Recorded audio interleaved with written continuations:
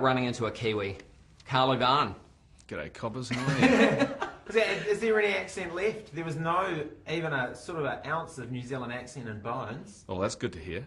Yeah? Yeah.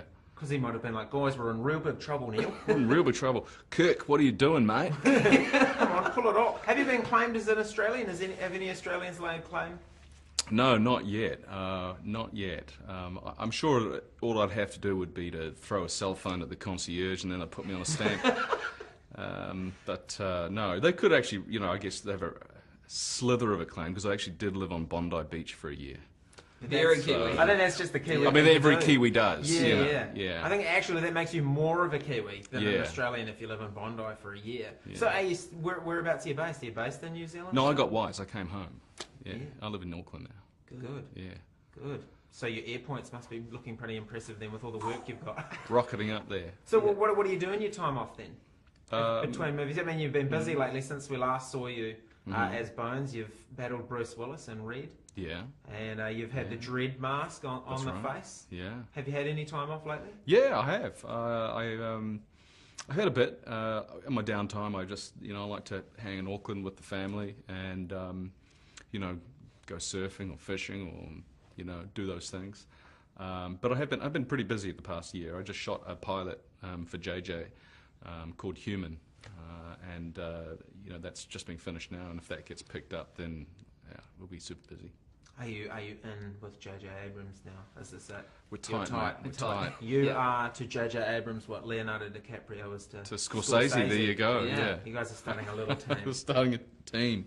Do you ever hark back to your Shortland Street days where it'd be rude for New Zealanders to talk to someone who's I ever knew been we were on going to Shortland go Street there, and right? Yeah. Bring the about Kiwis in, we're going to start talking about Shortland Street. Paramedic Jay, we're here like at the press Jamie. conference for a huge blockbuster movie. Yeah. We want to know about what you Let's did on talk Shortland about Street Shortland 20 Street. years ago. Yeah, wow. Wow. What's the question? Do you ever think back to your days on Shortland Street or hark back to it for a little bit of... No, I don't. But you know, that being said, it's amazing how many Kiwi actors have, you know, come through that, and I think that it's a wonderful place to you know, learn the technical aspects of, you know, of being on a set, and I'm grateful to have had that opportunity. Did you watch any more of the original Star Trek series before filming this one? Because you were very, very Bones, very DeForest in this one. Did you watch a lot of the old episodes? No, I didn't actually, and I didn't even do that for the first one. I had actually, like 2 years before I even knew that JJ was making Star Trek, I showed the original series to my son.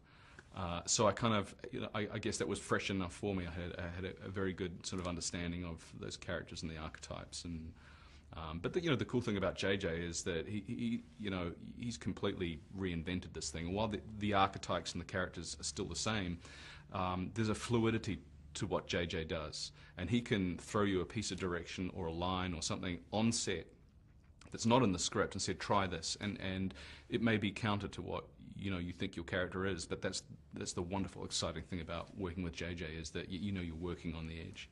And you're going to be working with him a little bit more. Yeah. Too, which is Yeah. so what is the new... I've just had a quick IMDb before we came in. It's human cops team up with robot cops. In the future. It's you know, the show that we shot the pilot for is called Human, and it is about this human cop, and he's teamed up with this synthetic, an android.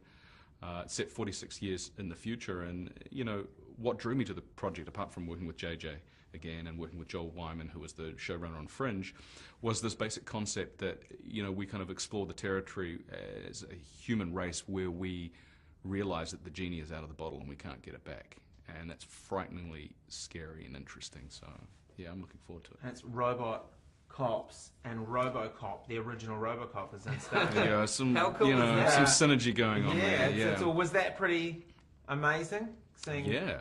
What, seeing... Peter, the RoboCop. Yeah, I mean, how incredible was that?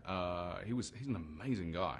Yeah. I got to know him a little bit, just a little bit, and he blows me away. He's Because he's incredible. not just RoboCop, is he? He's got like PhDs and Yeah, he's a Amazing guy. real rocket scientist. Spanish history and all Yeah. sorts of things. And what about Benedict Cumberbatch, Yeah. whose role is a little bit mysterious before Yeah. people see the movie? And no spoiler alert. No but- spoiler. He plays a character called John Harrison, who is this intergalactic terrorist, and arguably the most talented member of the Beatles. Right. Yeah, but I don't want to give too much away. Is that what he is? He's a mix of two of the Beatles. Yeah. John Harrison. Wow, He's- he can do the backup guitar and the lead guitar and I the know. singing. It's That's scary. Yeah. That is a genetic Scary. amalgamation of terrifying Yeah. proportions. So, what do you think of him as the the villain in Star Trek? He's phenomenal. I mean, you know, the great thing about Benedict is, first of all, he's an extraordinarily gifted actor. Secondly, that his character is not just a two-dimensional baddie. I mean, you understand why he's doing what he's doing, and you may even empathise it. You don't agree with his methods, obviously, but you can understand it, and I think that's what makes him formidable and scary, and so interesting. And he's, you know, has these sort of superhuman abilities, and he's just better at everything, and that's what's scary. And what about it wouldn't be Star Trek without the babes? Are you a Zoe man or an Alice man?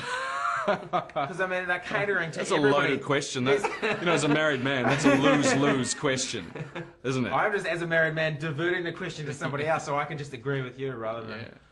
Also get in trouble. Yeah. Yeah. Or the woman with the tails, because there's women with tails. That's not. I don't think that's a spoiler alert, but there are women with tails in this movie. So no answer as a married man. It's all good. It's a It's all very good. dangerous question. As a married man, I Loaded can't believe you question. asked that to another married No, man. I just hope Yeah. the women that we're married to don't see this Yeah. at any stage. So, is there any rumours of another Star Trek? Wow, I mean, yeah, that would be that'd be wonderful. I mean, I kind of feel that we're it'll be a bit preemptive. You know, we're just at the point where we're releasing this film, and you know, our film now becomes your film.